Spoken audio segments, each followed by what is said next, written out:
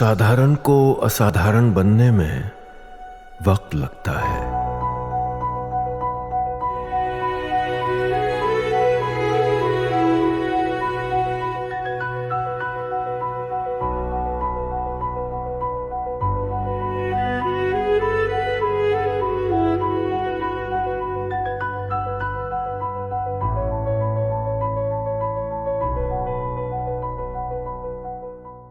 छूट दी।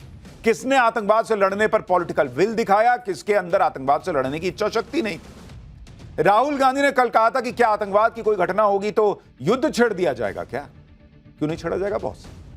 लेकिन अब ऐसी ही बातों को कांग्रेस और इंडी गठबंधन के दूसरे लोग आगे बढ़ा रहे हैं। कोई कह रहा है कि ऑपरेशन महादेव नाम क्यों रखा, क्यों महादेव से भी दिक्कत हो गई इन लोगों को। कोई कह रहा है कि आज ही कैसे मार दिया आतंकी को। कोई कह रहा है कि ऑपरेशन सिंदूर क्यों नाम रखा। कोई कह रहा है कि पहलगाम के आतंकी संसद में बहस के दौरान ही क्यों मारे गए। मतलब कुछ भी बोलने पर आ गए हैं ये लोग। कांग्रेस नेता तो एक कदम आगे निकल गए। वो आतंकवाद के खिलाफ एक्शन में धर्म का एंगल खोज के ले आए। आप खुद सुनिए कि कांग्रेस नेता पृथ्वीराज चव्हाण क्या कह रहे हैं, फिर बताऊंगा कि आज संसद में अमित शाह ने इस पर क्या जवाब दिया। ऑपरेशन का नाम तो धार्मिक आधार पर देने के सिवा उनको कुछ आता नहीं, क्योंकि उनको हर सरकार की जो काम जो भी सरकार करती है उसमें कोई रिलीजियस फंडामेंटलिज्म और हिंदुत्व मिलाना चाहती है। मैं नहीं समझता, मैंने कई सारे दुनिया के लड़ाइयों के बारे में पढ़ा है, मैं कोई इतिहासकार नहीं हूं, लेकिन कहीं भी दूसरे महायुद्ध के दौरान हो या कोई और कभी भी किसी ने क्रिश्चियन धर्म का किया हो या इजरायली करे हो, मैं नहीं समझता। लेकिन हमारे यहाँ हर एक हिंदुत्व की कोई फिगर से they are trying to polarize the situation कि ये हिंदू वर्सेस मुस्लिम लड़ाई है। क्या है तो आप बताइए। ये हिंदू, इसीलिए याद सिंदूर का क्या मतलब है? सिंदूर तो सिर्फ हिंदू कॉन्सेप्ट है, ये कोई दुनिया में तो कोई कॉन्सेप्ट है ही नहीं। इन लोगों को ऑपरेशन महादेव क्यों रख दिया, इससे दिक्कत हो रही है कांग्रेस वालों को। ऑपरेशन सिंदूर क्यों रख दिया, इससे दिक्कत है। प्रियंका वाड्रा को कल साबित करना था कि जो मरे पहलगाम में वो इंडियन थे, भारतीय थे, वो हिंदू पहचान जो है उनकी देख के नहीं मारा गया था। क्यों प्रॉब्लम है इन लोगों को? क्यों ऑपरेशन महादेव नाम नहीं हो सकता? क्यों ऑपरेशन सिंदूर नाम नहीं हो सकता? वो हिंदू देख के मार रहे हैं, यहां नाम भी आप जो है वो इनके हिसाब से पूछ के रखिए। कांग्रेस नेता पृथ्वीराज चव्हाण के इस बयान का जवाब गृह मंत्री अमित शाह ने आज दिया। अमित शाह ने राज्यसभा में बताया कि हर हर महादेव सिर्फ धर्म का नारा नहीं है, यह नारा शिवाजी महाराज की सेना का युद्ध घोष था, जो भारत की ताकत और भारत के एक्शन का लेने का प्रतीक है। और सेना में कई जगहों पर युद्ध घोष जो है वो कई भगवानों से जुड़ा हुआ है। जय श्री राम बोला जाता है, मां दुर्गा के बारे में बोला जाता है। तो क्या सेना कम्युनल हो गई क्या इनके हिसाब से? सुनिए अमित शाह क्या कह रहे हैं।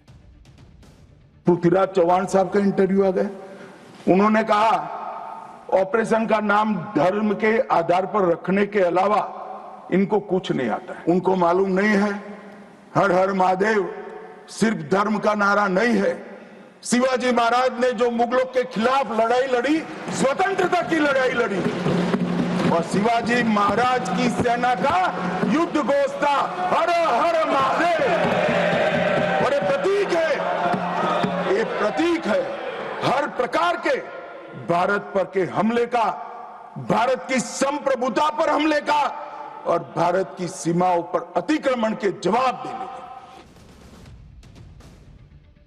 इसीलिए कांग्रेस पर आरोप लग जाता है कि अपने वोट बैंक की पॉलिटिक्स के लिए उनको हर चीज से दिक्कत हो जाती है। लेकिन इंडी गठबंधन में अकेला कोई एक नेता है जो आतंकवाद के खिलाफ ऑपरेशन को लेकर उल्टे सीधे सवाल उठा रहा है। अरे भैया लिस्ट है। समाजवादी पार्टी के नेता अबू आजमी भी ऑपरेशन महादेव पर सवाल उठा रहे हैं। अबू आजमी कह रहे हैं कि ऑपरेशन महादेव में जिन आतंकियों को मारा गया उनको खाना पानी कहां से मिल रहा था? जिस दिन ऑपरेशन सिंदूर पर चर्चा शुरू हुई उसी दिन आतंकियों को मार दिया गया। क्या यह स्क्रिप्ट पहले से लिखी गई थी? सुनिए अबू आजमी को। 3 महीने से ज्यादा ये आतंकवादियों को हमारी सिक्योरिटी घेरे कर रखा था। खाना पानी कहां से मिल रहा था इनको? कैसे जिंदा थे ये लोग? आम इंसान जो लेमैन है ना, उसके दिमाग में एक बात आती है कि इनको खाना पानी कैसे मिला, कैसे जिंदा थी। और मेरी सिक्योरिटी ने घेर घेर के रखा था इनको, और उनको या तो ऐसा था, इंतजार था कि इनको जाने मत दो, वहीं रखो। और जिस दिन ऑपरेशन सिंदूर पे बातचीत होगी उसी दिन इनको ढेर कर देंगे। क्या ऐसा तो नहीं है, या कोई स्क्रिप्ट तो नहीं लिखी गई है? आप सोचिए ये लोग किस लेवल पे जा सकते हैं। मतलब अमित शाह, नरेंद्र मोदी स्क्रिप्ट लिखते हैं इनके हिसाब से कि एक काम करना, संसद का जब सत्र शुरू होगा तब मार देना, और सेना इनका स्क्रिप्ट के हिसाब से काम करती है। क्या लोग हैं बॉस ये लोग? कह रहे हैं लेमन के दिमाग में ये सवाल आता, किसी लेमन के दिमाग में ये सवाल नहीं आता। आप सवाल डालना चाहते हैं। कह रहे हैं 3 महीने का खाना कहां से आया?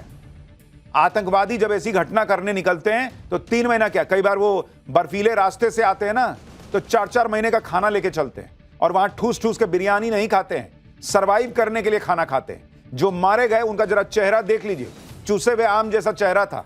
ऐसा नहीं था कि दिन का 3 टाइम खाना खा रहे थे, तोंद निकली हुई थी और मार दिए गए कि पूछ रहे हैं खाना कहां से आ रहा था। इनको हर चीज का हिसाब चाहिए, किस दिन मारे, कब मारे, मिला कब, खाना कहां से आया, पानी कहां से पी रहा था, हाथ कहां धोने जाता था, सब इनको बताइए। अबू आजमी जिस समाजवादी पार्टी में है, उस समाजवादी पार्टी के मुखिया अखिलेश यादव भी ऑपरेशन महादेव पे सवाल उठा चुके हैं, तो नीचे वाले लोग भी तो वही करेंगे। अखिलेश यादव ने ऑपरेशन महादेव की टाइमिंग पे सवाल उठाए थे, और आज आतंकियों के एनकाउंटर को यूपी में अपराधियों के एनकाउंटर से जोड़ रहा है। यह ऐसा ही है जैसे सेब और संतरे की तुलना करना। सुनिए अखिलेश यादव को। ये तो उत्तर प्रदेश में चलती थी नीति ठोक दो, ये लोकसभा की नीति नहीं है ठोक दो। ठोक दो से मैं क्या समझूं? जो यूपी में हो रहा था वही होगा। पर क्रिमिनल्स और टेररिस्ट में कुछ तो डिफरेंस होता है अखिलेश जी, मतलब आपने इक्वेट जो यूपी से किया है। नहीं, ठोक दो किससे ये रिलेट हुआ है? अगर कोई ये बता सके कि ठोक दो किससे रिलेट हुआ है। 2014 से पहले और अगर ये बात टेररिस्ट मारे गए हैं तो फिर एक बार इंटेलिजेंस फेलियर हुआ है। टेररिस्ट मारे गए हैं तो इंटेलिजेंस फेलियर हुआ है। कोई है इस बात का तर्क आपको दिखता है?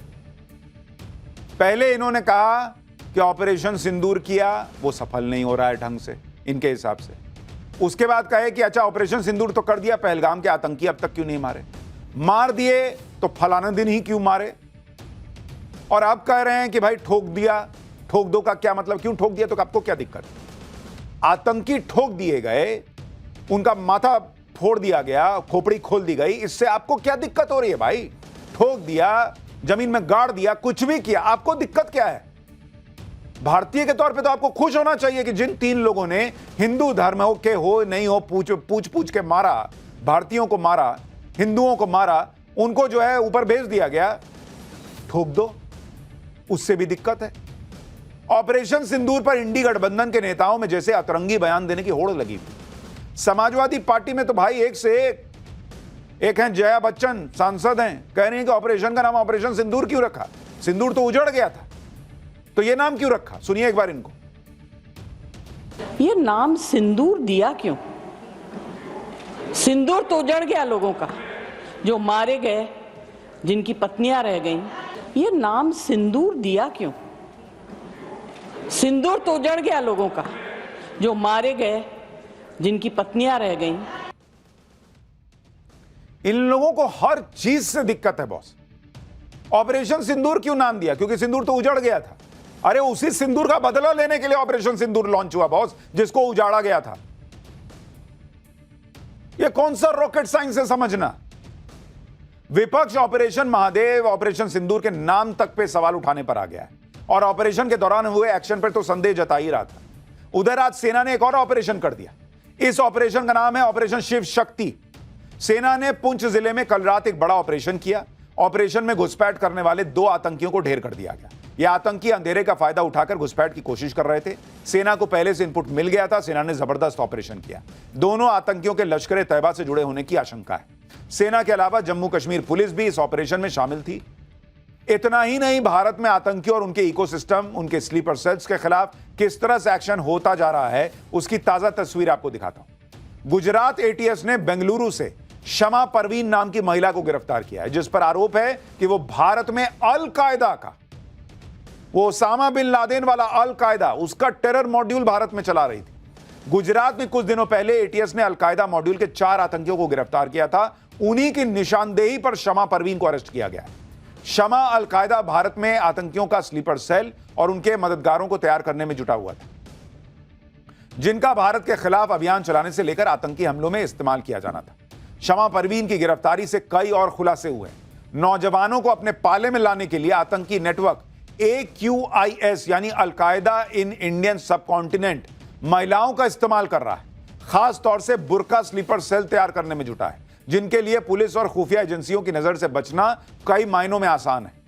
लेकिन अब इनके खिलाफ भी एक्शन हो रहा है, यानी आतंकवाद पर न सिर्फ प्रहार हो रहा है बल्कि आतंकी घटनाओं को होने से भी रोका जा रहा है।